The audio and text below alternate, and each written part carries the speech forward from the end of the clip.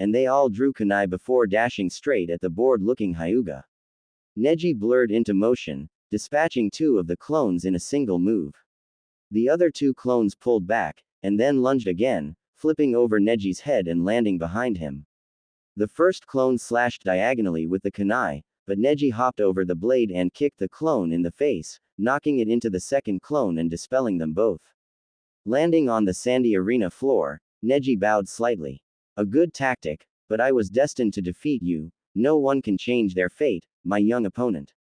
Naruto simply grinned, before creating 20 more shadow clones and sent the entire wave charging after the white-eyed teen.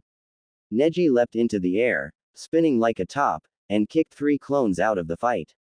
2 more swiftly followed, and they poofed away. With a quarter of his clones gone, Naruto charged in himself, hanging back to keep out of Neji's range.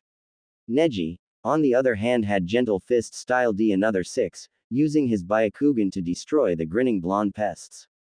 Finally growing bored with beating up clones, Neji sprinted straight at the original Naruto, striking him several times in quick succession, and the blonde sputtered up a string of blood. Naruto! Anko yelled, staring at her boyfriend in shock. Beside her, Tenten and Hinata were close to tears. Naruto, whimpered Hinata, and Tenten put her arms around the sniffling brunette. As they watched, Naruto fell to his knees, and popped like a smoke bomb. Neji started, blinking in surprise. What? A kunai whistled towards his head and he ducked. How did you do that? Naruto poked his tongue out. Durable shadow clone jutsu. It reinforces them with a solid layer of chakra, dumbass. The infuriated Hyuga lunged at his tormentor, who dodged the first strike, flipped over the low kick, twisted out of the path of the third, and slammed both palms into Neji's gut, launching him a few feet. Twin palm heel strike, Uzumaki pressure fist style. Neji spat, and wiped his mouth with the back of his hand. Byakugan, and the veins around his eyes swelled, activating his Kekkei Genkai. Naruto placed his hands, palms together, formed a hand sign that looked like his right index finger through a ring made of his left hand's thumb and forefinger, and shouted, Yorotamigan. His eyes lit up hot pink, and his fingertips pulsed a pink chakra that confused Neji's eyes for a moment. Only a moment, but that was enough. Naruto shot forwards, striking pressure points on Neji's arms and shoulders with a style which, though different, was still distinctly a gentle fist-style taijutsu. With every blow that hit, Neji felt overwhelming euphoria. This shouldn't feel go OD, but I can't focus. Naruto, what is this? Naruto sniggered, and replied, 8 trigrams 64 palms, ascension style. His eyes changed color, from hot pink to rusty yellow. Now, try this. 8 trigrams 64 palms, cataclysm style. He performed the same move again, but this time, where there had been a fuzzy feeling of warmth, now all that Neji felt was excruciating pain. RRGGHH, Kami, this hurts. He screamed, sinking to his knees. It felt like his soul had been torn out, fed into a mincer, and then doused in vinegar and acid before being fried. Hayate Gecko, the proctor, reappeared, checked Neji over, and then held up one hand. The winner of the fight between Neji Hyuga and Naruto Uzumaki is Naruto. The crowd were stunned, but Anko, Hinata and Tenten were cheering, as was the third Hokage, Iruka-sensei, and the ramen pair, Ayame and Tyuki Ichiraku. Naruto helped Neji up, and hit a few more points, freeing him from the constant torture. Neji bowed, and said, I have lost. I will honor our bargain. Hinata-sama is your woman, and I am your humble servant. Naruto shook his head. No, you are not my humble anything. You are my new friend, and you fought well, Hyuga Neji. In fact, Hinata-chan started teaching me the gentle fist, and I shaped it to fit my pleasure pain my bloodline limit. Your Byakugan allows you to see my Tenketsu, whereas my Yorotamigan allows me to see the pleasure and pain receptors of the human body, and activate them with the gentle fist. From the stands, a pair of figures, the same ones from earlier, to be precise, watched the blonde with avid interest. He fights like the Hyuga, but is not a Hyuga himself. I may have to meet this boy soon, the white-haired man mused. I'll draw him out, then you can talk, Jiraiya-sensei, said Hensuke. Yes, you do that,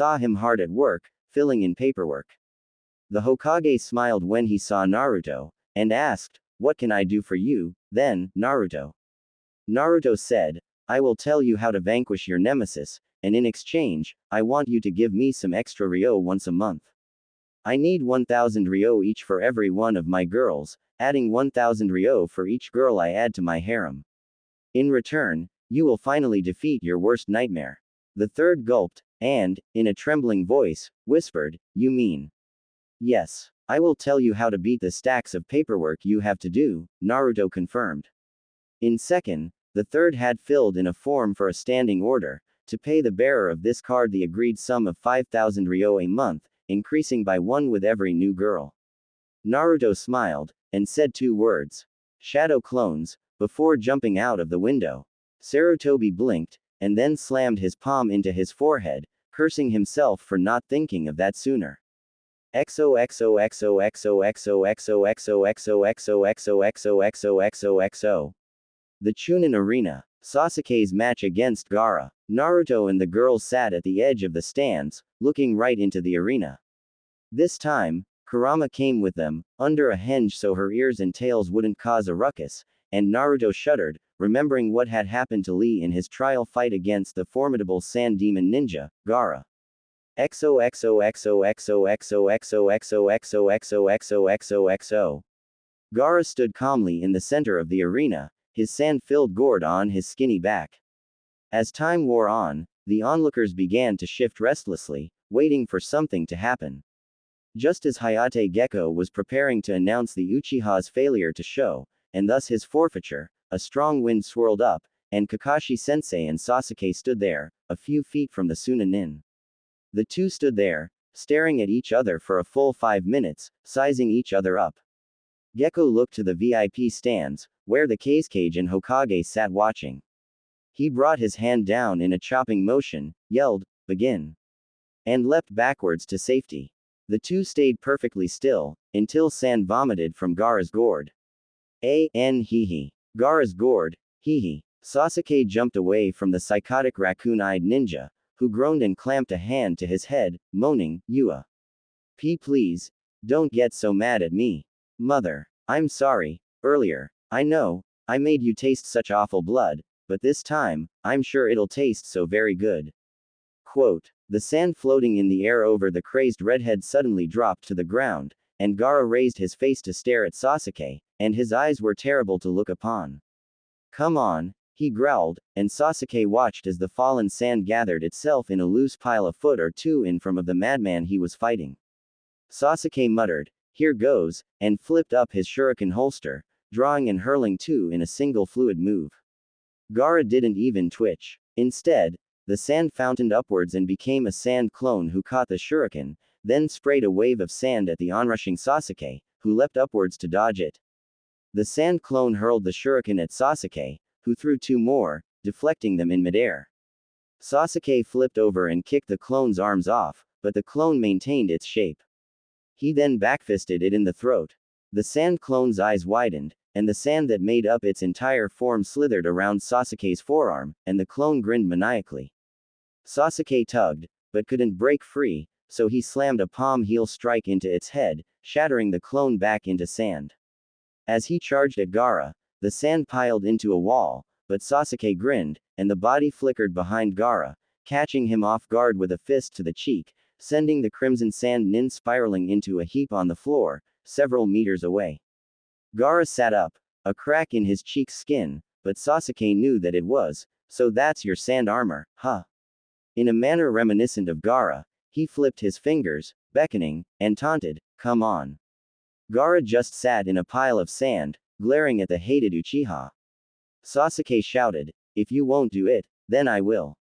He ran full tilt for Gaara, who kicked up a ramp of sand, but Sasuke flash-stepped past it.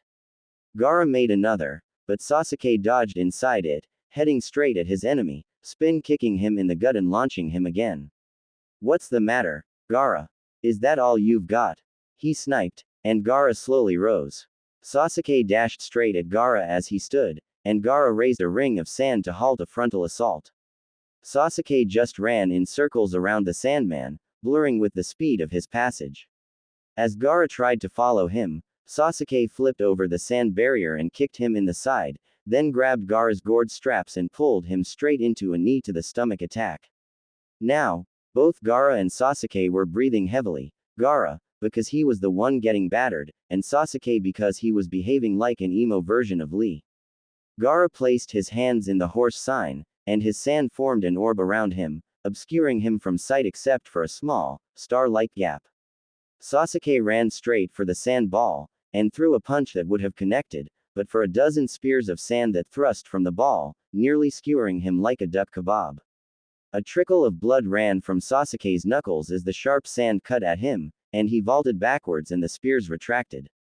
Another trickle of blood dribbled from his leg, and his Sharingan was eating into his chakra reserves with alarming speed. As Sasuke watched, a vortex of sand formed in the air above the sand mochi come on. Gaara's sand ball looks like a mochi dumpling, and slowly formed an eye in the air. Sasuke used the back of his right fist to wipe the blood from his cheek, and flared into motion, throwing a trio of kunai which bounced off, Flash stepping above and lashing out and hitting the sand ball, all the while dodging the sand spears and listening to Gaara's foreign babbling. The spears chased Sasuke around the arena, and forced him to flip and twirl like a manic depressive ballerina until he backed off. Glaring at the sandy blob, Sasuke unclipped one of the bands around his left forearm.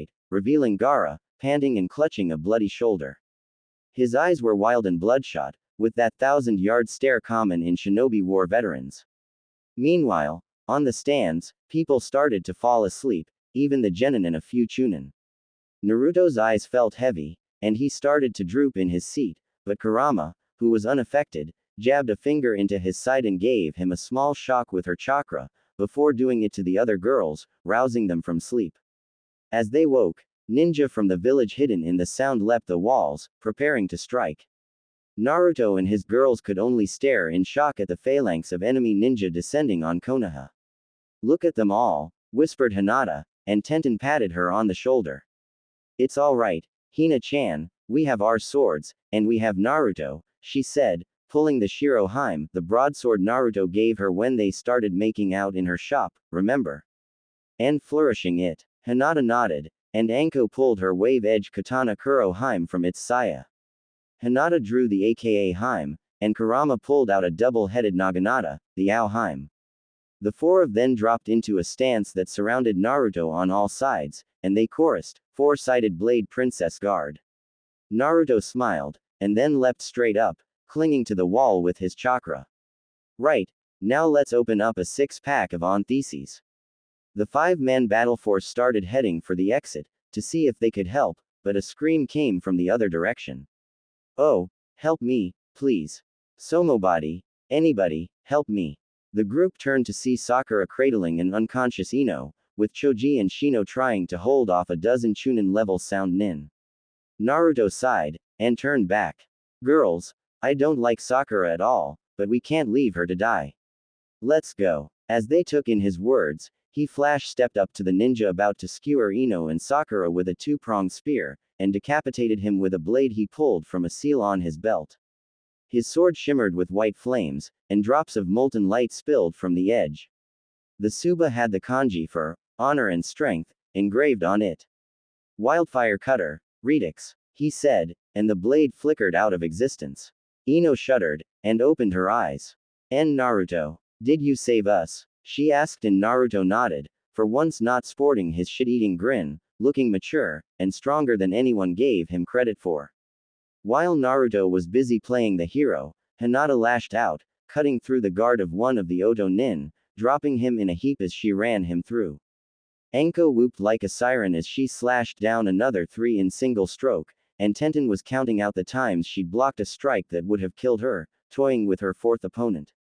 Slicing through another of his kunai, she stabbed towards high head but instead dropped the tip and took him in the stomach. The other four were surrounding the motionless Kurama, waiting for her to stop spinning her bladed staff. They were unpleasantly surprised when their heads fell off. Kurama stopped whirling her naginata around, and poofed out of sight. Shadow clones, rule, the real Kurama said, giggling as she wiped the edge of her blades clean of blood. The girls surrounded Hinata as she shook, unable to believe she'd taken someone's life, even the life of someone trying to hurt her. After a few minutes of murmuring soft words, Shino stepped forward. My thanks, Naruto, he buzzed. We were at our limits. Another minute or two, and we would have been slain, and the girl either raped, or tortured.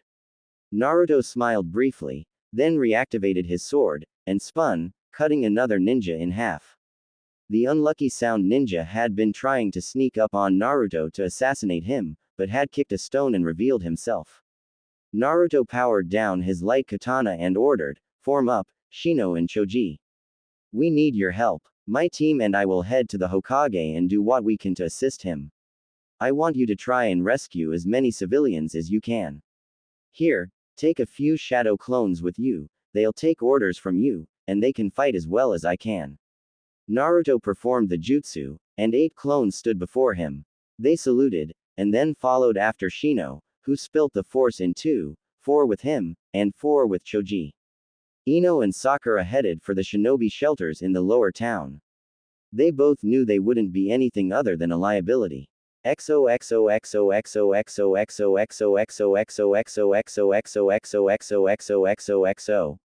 Orochimaru bellowed the third Hokage, glaring at the cage through aged eyes. Why are you doing this? Where is the real cage?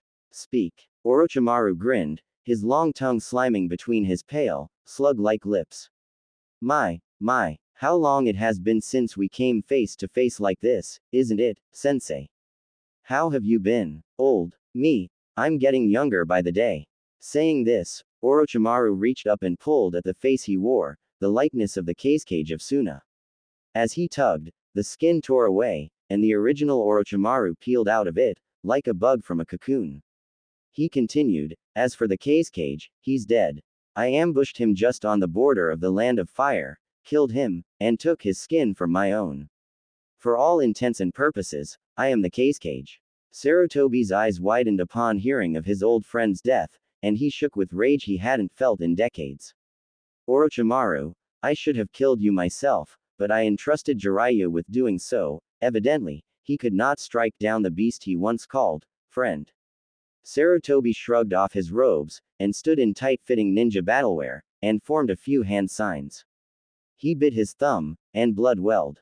Kuchio's no jutsu, an ancient monkey snapped into existence beside him, and growled at the snake Sanin opposite. Well, old friend, the monkey intoned, it looks as though our final battle together approaches. Sarutobi nodded solemnly. You're right, Enma, I have need of your strength one last time. And glad I am to give it, my old ally. Enma smiled in a parody of happiness. They both knew that today, one or the other, would die. XOXOXOXOXOXOXOXOXOXOXOXOXO. Naruto arrived at the Hokage's location, and immediately noticed 4 Anbu creating a barrier around it. Other Anbu operatives were already clustered around the blue force field, but none was trying to break in. Naruto landed next to the Anbu leader, followed by his women, and asked, "What's the sitch?" The Anbu replied, "Naruto. It seems the Hokage is inside this barrier, but none of our jutsu can break through. Furthermore, anyone who touched it, disintegrates." Naruto reached out with the handle of his sword, and activated it. The blade slid into being, but when it came into contact with the shield, a horrible screeching sound, like fingernails down a giant's chalkboard, ripped through the air. Naruto shrugged, and dispelled the blade. Of course, that would be too easy, he muttered. Right, let's try something a little more extreme. He turned to Anko, Kurama, Hinata and Tenten. Right, girls, I need your help with this. I'm going to make a Rasengan, and I need you to place as much chakra as you can spare into it. Please. The quartet nodded instantly, and placed their hands on Naruto's shoulders and hips.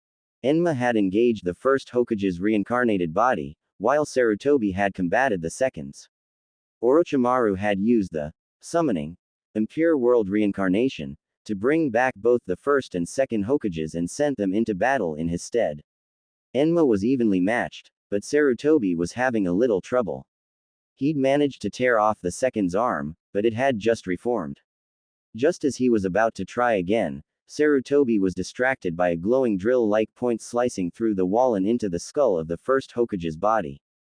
The first muttered, "Thank you," as he was permanently destroyed, but Enma was already on the move. Orochimaru had taken advantage of Sarutobi's distraction and had unsheathed the Kusanagi sword, ramming it into Sarutobi's back. Enma grabbed its hilt, and dug his heels in, preventing the moving sword from cutting any deeper. Sarutobi grabbed Orochimaru's shoulders and began babbling out a jutsu at high speed. Snake boar ram rabbit dog rat bird horse snake. And then he clapped his hands, before placing them back on Orochimaru's shoulders. Orochimaru struggled. "No, not the dead demon-consuming seal," he wailed. "Yes, Orochimaru, the third Hokage of Konohagakure," intoned like a death knell. "This seal will put an end to your schemes, once and for all." As Orochimaru's arms began to smoke and bleed, Sarutobi Hiruzen collapsed, his souls taken as payment by the seal. Naruto burst through the last layer of the barrier, and saw the third falling. "Oh, Kami, no. He threw himself forwards and caught the old man just before he hit the ground. "Na Naruto," the third whispered, spitting drops of blood, "you must run to my tower, cough and spill a drop of your bloodco, splutter on my desk, it will show you what. To do." The third's head lolled limply to the side, and Enma bowed in sorrow, muttering, "Though we did not always agree, he was the first summoner to wield me, not use me. The world will be all the poorer for his death." The old monkey king vanished, and Orochimaru tried to raise his mutilated arms. He couldn't, and in his rage and pain, spat, "Damn that old fool. Once I regain the use of my arms, I'm going to find his soul, and feed it to a snake." Naruto gently laid Sarutobi's head down, and stood, his eyes glowing. Instead of the 8 trigrams 64 palms ascension, or 8 trigrams 64 palms cataclysm styles, his left eye and hand glowed hot pink, and his right, a rusty yellow. "How dare you? You dare disrespect the greatest man in the world. You will pay for your insolence." Naruto bellowed in a thunderous voice that shook the roof. As his girlfriends poked their heads around the hole in the barrier, they gasped in shock at what Naruto had become. AT trigrams 64 palms ultimate shinobi style, overload. Naruto blazed into action, striking faster than even Hinata's Byakugan could follow. Orochimaru was struck thousands of times in the space of a few seconds, and he screamed like a wounded beast. Naruto skidded to a halt, and then started forming another Rasengan. This one glowed in yellow, and looked solid. When he'd finished, it resembled a demon wind shuriken, but glowing. "Pain release. Rasen's Hurricane." He roared, and flung it at the dismayed Snake Sanin, and Anko cheered as her former teacher was skyrocketed away. Think of Team Rocket's blasting off again. As the snaky bastard's screams faded, and the remaining sound nin were cut down, Naruto's eyes turned cornflower blue again. His hands stopped glowing, and he sank to his knees next to the body of his mentor and friend, and sobbed brokenly. Anko, Hinata, Tenten, and Kurama crept up to him and gently rubbed his arms and back as he cried. The four of them were also weeping, for the lose of a great man. Naruto stayed with Sarutobi's corpse, lamenting the fact that he'd been too late to save him.